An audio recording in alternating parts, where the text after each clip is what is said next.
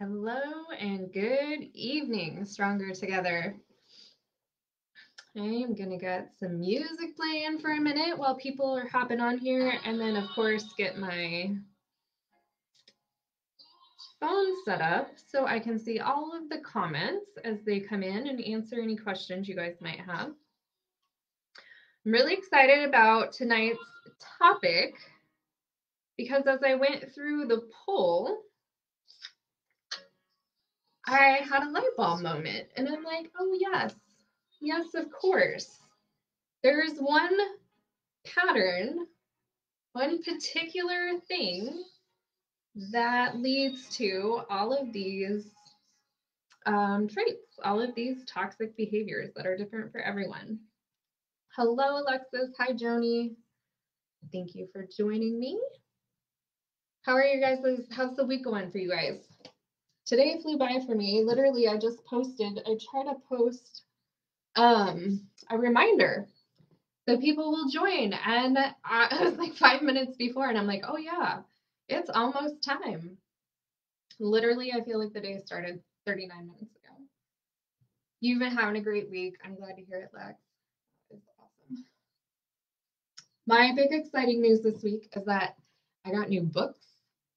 I love books. And I got a hammock.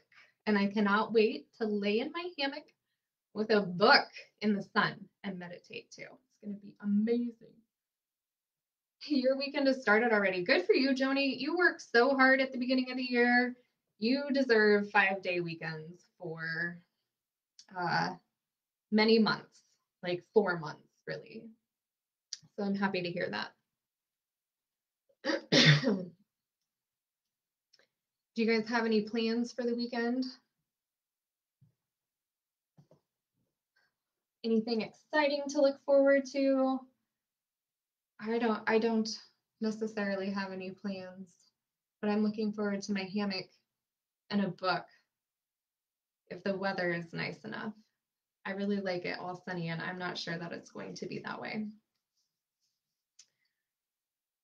And Mercury retrograde. I hope everyone's making their way through Mercury retrograde, this eclipse and full moon energy. We're just getting outside of that full moon energy. The eclipse energy was really powerful, but it has been opening doors for people, which is fantastic. Do it, Joni. Get a hammock, find a place. I did not get one that ties to a tree. I only have one tree in my backyard, so I don't really think that logistically was going to work out for me. So I got one with a stand. That's a slightly underwhelming. I wish it was a little higher off the ground once I lay in it, but better than no hammock, and I'm super grateful for it. And it's purple, my favorite color. Yeah, it is supposed to cool down. That's what I was seeing too. All right, so let's talk about these toxic behaviors. We all have them. We're all human. Like, let's not hide it, which is what I did for most of my life until I really grew into accepting myself and my imperfections. Yes, we all have toxic behaviors. Sometimes they're triggered by a specific thing. We all know trauma. Trauma is a big influencer of our less amazing reactions, but that's not really the key part of toxic behaviors. And those trauma responses can absolutely be worked through pretty quickly and readily when we have the tools to do so. So, when you are having moments where you're really triggered, you can certainly work and process through that trauma. When you see behaviors and patterns that have been there your whole life, those are the toxic behaviors I'm really going to be speaking to here this evening. And before I get to the spoiler alert of what specifically drives these toxic behaviors, I do want to mention to anyone new in the group that the Ancestral Healing Workshop was last night. There is still the opportunity to register and grab the replay. And if you do so today, there are 2 bonuses that you can also snag. So if you want that information and you haven't gotten the email or you haven't seen the event or any of the information, drop me a comment or shoot me a private message and I'd be happy to get you connected with that. Ancestral healing, such a powerful thing for not only us, but our families. And that's actually a little bit of the topic that interweaves into these toxic behaviors that we're talking about here this evening. Now, they're not directly inherited from our family, but the environment in our family most certainly can contribute to them. So, without further ado, what creates these toxic behaviors that we're all programmed to have? Our personality structure. And for me personally, anyone who has followed along with me very long, you already know that I love the Enneagram and I nerd hard over the Enneagram and I am proud of it. I feel like it is such a powerful tool to help us understand ourselves. It's incredibly accurate and it also allows us to understand people around us. Additionally, and most importantly, it also gives us a toolkit to be able to step out of the weaknesses of our personality and step into our true empowerment, our strength, and allow that energy to serve us rather than being caught in these loops of default programming, but to have that energy serve our soul and our soul's calling, our soul's mission, our purpose for being here. And so we liken it to mining is not the right word, but that's what's coming to me. There are the pumps, oil. What I'm going for here is oil. When we access oil from the ground, it comes out very putrid and it's not really in a usable form. That is our toxic behaviors. But once we put that oil, that energy, and refine it a little bit, we get gasoline, we get all sorts of products that give us a lot of energy in a very productive way. It allows me to ride my motorcycle, couldn't be happier about that. And I'm sure there are all sorts of fuel sources you all use as well to keep your houses warm, etc., etc. So when we are able to make that energy work in a manner that serves our highest and greatest good, it's a powerful, incredible thing. So let's get into the specific toxic behaviors of each Enneatype. And I'm not going to get super deep into the Enneagram here this evening. There's so much to learn. But if one of the types, one of the behaviors really speaks to you, you'll have an idea, if you don't know already, where you kind of sit and hang around on that Enneagram chart. So I have worked all of the behaviors that were in the post that I made within the group into this presentation. So we'll talk about each of those, especially since everyone was identifying with most of those. Some people commented a few extra traits, which I really appreciate. Those two are for sure embedded into the Enneagram as well. So in no particular order, we'll go through these. Usually I go through the Enneagram in order. I'm stepping outside the box, which is really not an Enneagram 1 kind of thing to do. But since we're talking about challenging ourselves here this evening, why not do something a little different? So let's start with the Enneagram 7.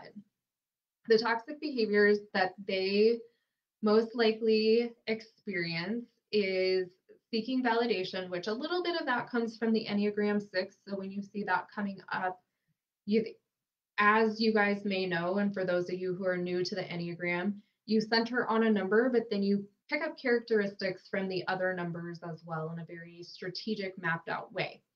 So when you are close to a number, you'll take on not all of the great characteristics of the other number, but you will take on some of the great characteristics of them too, which is really the true power of the Enneagram, moving into the center of it where you can access the strength qualities, or what is commonly referred to as the high functioning qualities of the Enneagram. I don't love that language, but you know, you get the point. Hello, Sammy Joe. Hi, Shannon. Thanks for jumping in here this evening. It's great to see you both. So holding a grudge, seeking validation. The other thing with Enneagram 7s, they're really pretty bold verbally. And if they are triggered enough, they can experience what even would be borderline verbally aggressive or abusive, depending upon the material that you're reading. Some will call it abuse, some will call it aggression. So those would be the most common toxic behaviors in the Enneagram 7. Next, we're going to jump to the Enneagram 3. And the threes wear this mask. You can be sassy. I love that description. Yes, sassy is for sure a part of it. We'll say a part of it. So the Enneagram 3s, they wear that mask, as I was saying, and they don't feel comfortable really allowing themselves to show themselves to the world. That really is a place of insecurity or feeling naked. And so they can come across as being deceitful, or some people would say fake. And I don't want to hurt any feelings of any Enneagram 3s out there. And I'm not trying to call you out or make you feel naked in this moment either. Like I said, we're all human. We all have our toxic behaviors. It just is part of being. When we're aware of it, we can do something about it. And that's incredibly powerful. The other thing about the Enneagram 3, from the list of toxic behaviors I posted in the group, is their competitive spirit and competitive nature. And when we are competitive, we naturally fall into that process or behavior, so thought process or behavior of comparing ourselves to others. And so within that competition, they're naturally going to look around at what other people are doing, see where they fall into it, and then try to do better because they are the achievers. Joni, I love it. No offense taken. Um, it's amazing when you get to experience a 3 when they feel safe and drop that mask. Seriously inspiring people. Absolutely. It truly is. And the achieving, the go getting, like the amount of things that the Enneagram 3s accomplish, deeply inspiring. And I don't know of an Enneagram 3 who's really well versed and adept within the Enneagram and themselves, their personality, that I don't feel, as you said, inspired, but also a better person for being in their presence when leaving that interaction with them. There is something genuinely golden in that characteristic of the 3s. So that sounds like you, Ashley. Yeah, that the mask thing is pretty definitive of the Enneagram 3. There's really not another personality structure that does that um, in any way as close. So typically, if you really resonate with that, you for sure are going to either be centered on the Enneagram 3 or very, very close to it, a 2 or a 4. All right, let's move on to the 6s. So as we mentioned earlier, that seeking validation, that can come from the 6s. This is driven by the fact that they distrust themselves and the world around them or others. And they will be the type, if you have someone in your life who always is seeking, like, what would you do in this situation? How would you handle this? They're going to take a poll of like everyone else's opinion and desire of how to respond, handle situations, and so forth. And that is part of that seeking validation from others. You know, is this the best option? Is it really okay if I do this? And so they'll run their poll and then kind of feel out which direction they should go. And again, that all is driven by that distrust. So 6s have a hard time seeing security and safety in the world and are just really timid in investing their trust in not just people, in all all things, far and wide, broad. The other thing about the Enneagram 6 is the irrational thoughts that can come too with planning out every worst case scenario. And so that can really play out in some toxic behaviors as well when those irrational thoughts take over. Liz, welcome. It has been a long time. I am so glad that you could join us. I know you've had a conflict with this day and time for a long time.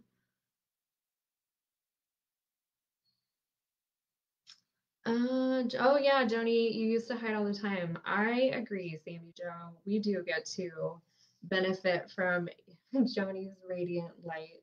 And it's so beautiful just to see you get to be you and be natural and easy in that. So hopefully that's a much more comfortable space to be in than with the mask too. So that wraps up the majority of the Enneagram 6. On the positive side, the Enneagram 6s are so freaking loyal. These are likely your lifelong friends from childhood. They're amazing, beautiful, and powerful in that way, and gives a lot of safety, security, and stability to the people around them.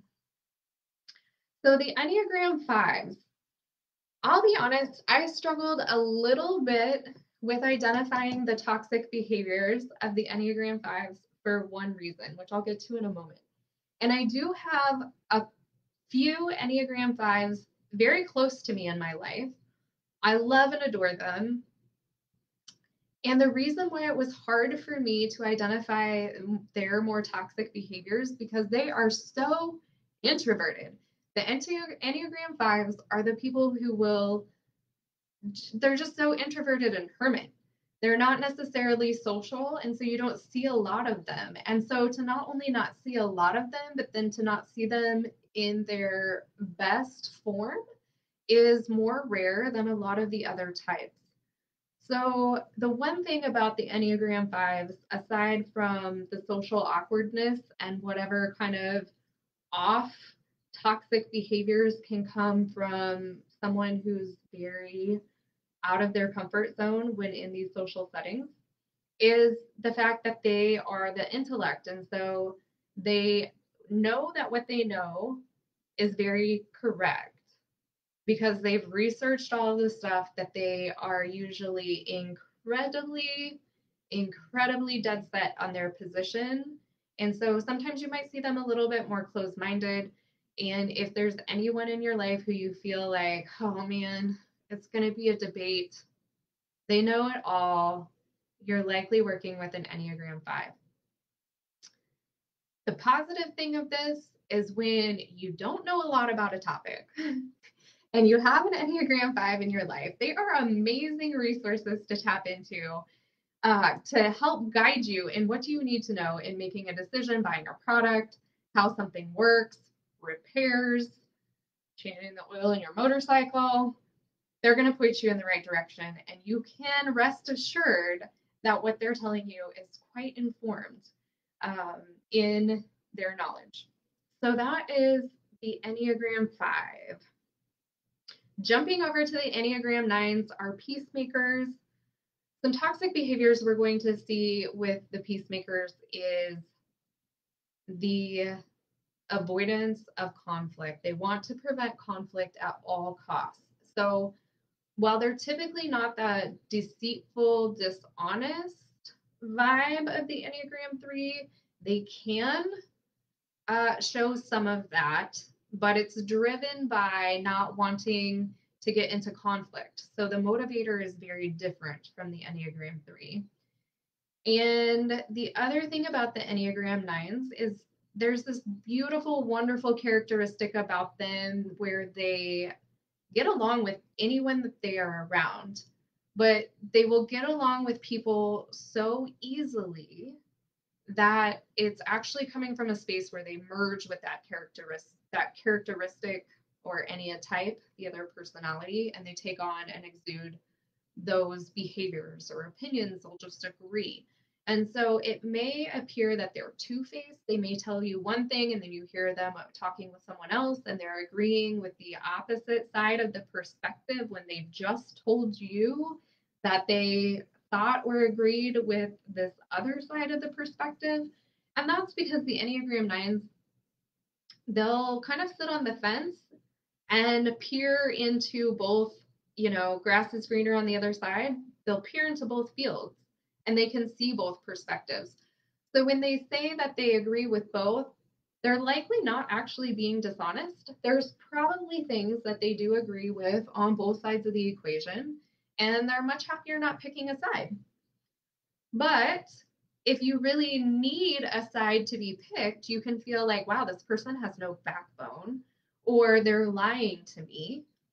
And so understanding these personality types just allows our relationships to be so much more authentic because we step out of that judgy space or the discomfort that comes along with what we need to understand how someone else sees the world and just know that they're being themselves. They're being authentic in that. Moving on to the Enneagram 8.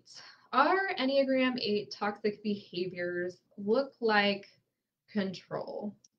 Enneagram 8s are natural born leaders, and with that comes a large amount of force to do things in the way that they see will be best serving of everyone involved. This is really beautiful in the way that they protect the underdog, and it can be really toxic and not beautiful in the way that it kind of strangles your own creativity, your own flow, your own desires. And so that is one area where the Enneagram 8s will have to put in some work to find that balance and happy ground. The other thing about Enneagram 8s is they have no fear of conflict, and conflict leads to resolution, solution, whatever. So, conflict, it is, bring on the conflict. It is going to work out the kinks. As we talked about with the Enneagram 9, not every personality type thrives in that approach. So, that can be very toxic to some people who prefer to have peace and harmony in their problem solving skills. Sammy Joe, ask a 7 if you want a side pick. I laugh hysterically at this on the inside. So, for those of you who don't know, my significant other is an Enneagram 7. So, I know the Enneagram 7s pretty well. He wings hard into the 6. So, there's a lot of the irrational fear that comes through as well. And I am an Enneagram 1. I feel like my wings are fairly balanced, but there are times when I am a hard Enneagram 9 wing, which means I'm taking on more of the characteristics of that 9 versus the 2. And I would drive him completely bat crazy when we first started dating because I could see both sides of the situation. And he thought that I was playing devil's advocate just to push his buttons. So the Enneagram system, neither one of us knew this when we first started dating. It was such a blessing in our relationship, and we can look back and laugh. And I think that's one of the most beautiful things about the Enneagram system is the ability to really truly laugh about the situations rather than get all hot and bothered and irritated. So I have a story about that. I'll come back to it. I'll finish up. We have just a couple more types, and then I'll come back to that.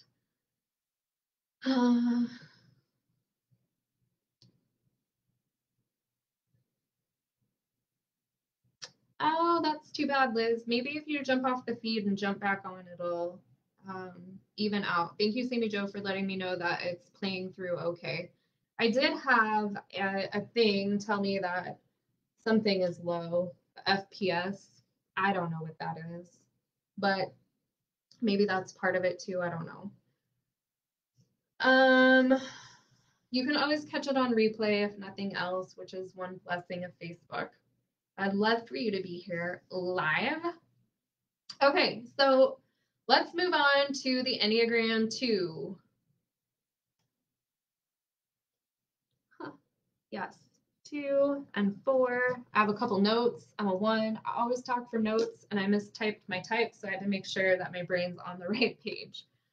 So, yes, Enneagram 2. You may feel that the Enneagram 2 manipulates you to feel as though you're in debt to them. Enneagram 2s like to give to get. And so their giving doesn't always feel generous. And when they do something and it warms your heart, then sometimes they'll ruin it because they'll want something back. I've lived that as well, being an Enneagram 1. It's not sexy. And as soon as it happens, you're like, oh, like it just hits you in a not good place. So that behavior, when it happens, does not feel amazing. The other thing about the Enneagram 2s is they can become controlling as well when they're stressed out. So you'll see some of that needing to be needed to feel loved, and then really controlling around how that dynamic plays out. If they're picking up any of that Enneagram 3 energy, the Enneagram 2s will also tell you what they think you want to hear versus what they really think. And that can get complicated in relationships too, because then once the truth comes out down the road and you've been thinking that they've been being honest with things all along, it can be challenged. Moving on to the Enneagram 4. Enneagram 4s, they will play the victim very easily. And this is so natural, they won't even realize oftentimes that they're doing it. So they will make someone else out to be the villain, to be the bad guy. And while I'm airing all of my dirty laundry, apparently, tonight, as an Enneagram 1, when we get stressed out, we take on the characteristics of the Enneagram 4. And this was one of the most natural Enneagram 4 stressed out characteristics that I could pick up, I swear, along with being dramatic. When you see Janessa being dramatic, you know immediately she's stressed out because generally she is objective, and when the stress hits, someone else is creating it, and I'm a victim, and it's really cool. It's a lot of fun. But once we know where we're going in times of stress, we can see that. And like I said earlier, we can laugh about it. We catch ourselves. We know that we're in that stress response.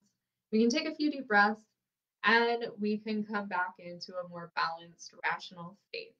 Yes, Sammy Joe, you have seen all of my dramas, as I'm sure a few other people on this feed has as well. And for the most part, these days, and knowing that it's reality, I try to just really drum up the humor with it so that there's a lot of laughter involved, and that makes me feel really good. It's like some of my stress relief, and it relieves with the laughter, and I can come back into that more objective state. So that is our Enneagram 4. So last we have the Enneagram 1. Enneagram 1's toxic behaviors, I've mentioned a few already. um, Clearly identify with them very naturally since I am an Enneagram 1. So I assure you, each type has probably equally as many. I'm not trying to make the Enneagram out to look like it's a train wreck. they're pretty cool people. But judgment is a default thought process of an Enneagram 1, as is criticism. So they can come across condescending, and as I said, also playing the victim can come very naturally when they're in that state of stress. So if you feel as though you're getting criticized from the Enneagram 1's perspective, they just think they're improving the situation. They're just being really helpful. So we Enneagram 1s have to watch ourselves and keep the communication in check when we are trying to improve the world around us, to make sure, first of all, it's invited and warranted. And second of all, are we coming across in a way that's really speaking life into other people and meeting them in a state of constructive criticism versus tearing them down or making them feel inadequate? So, those in a nutshell are the toxic behaviors of all the types. Now, I told you I wanted to share a story because this is really the power of the Enneagram. And I love my family. Love you, mom and dad. I hope you don't mind I'm sharing this story. So, within my family, my immediate family of origin, my mom's an Enneagram 7. My dad is also a fellow Enneagram 1. There's more of us than just one in the family. And my brother is the Enneagram 5. So we all meet within the energy of the Enneagram 7, That's our common space because the 1 goes to 7 in times of growth and elation, and the 5 goes to the 7 in the times of stress. So we all meet in that 7 energy. That's awesome. And I was at home with my parents for some time, helping with some family stuff. And they were a little prickly with each other. And they were sharing a story about how they have been helping my grandma go through some old Christmas cards, actually. And this story is pretty recent. I do believe it's from 2022, so this year, right? And they were looking at Christmas cards from 1996. Kept just a few Christmas cards for years. And the Enneagram 1 minimalist, that in itself honestly makes me twitch a little bit, even. That's a long time to have some things that are just sitting. What is the purpose? How is this efficient? Right? So this is the thought process of the Enneagram 1. The Enneagram 7, they want all the things. Let's have all the things. Let's keep all the things. The more the merrier. It's an experience and you can look at it and laugh, enjoy, and whatever. So for sure on opposite ends of the coin with that. So my dad was talking about how my grandma had decided they found a Christmas card from someone from 1996. So they wanted to look through the Christmas cards from 1995 to see if they could find the card from that same person. And my dad wasn't so thrilled with this. He was twitching like I would be on the inside and frustrated. And my mom's ready for the party, the adventure. Let's do it. Let's find the thing. So you could tell, though, as they're talking about it, I'm laughing. I'm not really conveying the story as it happened in real time. They were not arguing or fighting with one another, but you could feel the tension in the room. And I merely reframed it, just as I did now as I was laughing. And I'm like, oh, yes, from an Enneagram 1 standpoint, it's this. And from a 7, let's have an adventure. Let's do the thing. Enneagram 1, let's be efficient and throw them all in the trash and move on with the next project. And everyone in the room went from feeling that tension and having that lower vibrational energy to literally laughing. And I swear it was within 2 minutes or less. And that is the power of being able to understand people around us. It's wonderful and it's amazing. So we don't have to stay in these patterns of toxic behaviors. As I said, there's a way to be able to transform that energy and to have it come back and serve who you were created divinely to be. So if you guys would be interested in an Enneagram workshop where you can find out your Enneatype if you don't already know it and be able to transform some of that energy, that is an offering I would be thrilled a workshop to put together in the near future as just an introductory workshop, easy peasy, no charge. Let's just get together, have some fun, learn some things, understand ourselves better, understand our coworkers, our family, make life easier. So if you're interested in that, drop me some comments, let me know. If I'm just feeling into the energy here for a minute to see if there's anything for the group. I really feel like everyone's in a balanced space. Like when I check into the energy systems, the energy is flowing good. The group's feeling really good tonight. So I think with that, I'm actually going to let you all go and enjoy your evening. Enjoy the shifting energy around us as we, like I said, transition out of that full moon and really embody all the gifts that the eclipse has brought us. And so next Thursday, let me share with you, especially for anyone new to the group, we have a lot of new faces in here, which is beautiful. Welcome. Next Thursday is our next group coaching experience. That is at 7 p.m. And in order to get into that group coaching experience, it's very similar to the ancestral workshop we had last night, where you're going to experience both Sammy Joe, SJ, and I coming together, bringing all of our tools together to guide and help people clear some energy, expand, take on some new behaviors, lighten some old emotions that we've been carrying around for far too long. Um, we'll drop the link in the comments, and you can jump on that link and claim your seat in that call. In addition to the call next week, there's actually 2 calls you get every single month with that group coaching experience, and they are on the second and fourth Thursday at 7 p.m. Central Time each month.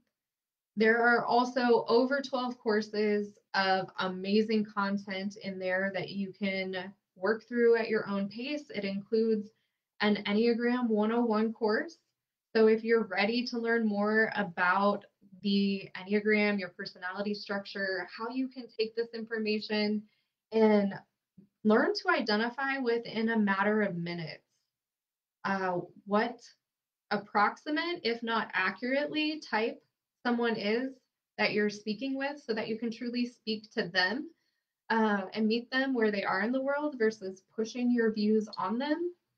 That course will definitely get you started on your way. And if you want to identify your own Enneatype, not to give away too many spoilers from the workshop that I will get up here soon, muscle testing and pendulum, you can learn how to do that in the courses in that group coaching experience as well. All of that comes all within that same experience and bundle, if you will. So let me catch up on the comments really quick. Tammy, thank you for joining. Sorry the connection was bad. As SJ said, Mercury retrograde really has a way with communication and technology. Sammy Joe, when you're stressed, you get critical and nitpicky and judgy. Yes, that's for sure. The 7 going into that 1 in the Enneagram 1's toxic behaviors. Oh, Joni, your sister's coming to visit. That's great. Yeah, join us if you can. And if not, there's always replay. That is the other awesome thing about that community is you can join us live. The energy of the other people, it's amazing and awesome. And if it doesn't work for you, you're not missing out because energy moves and no matter when you go back and watch it. So good, Lex. I'm glad your connection was great. Thanks for jumping in here. Thanks for everyone who joined me this evening. I hope you have a great rest of your night and a great rest of your week, and we will be seeing you very soon.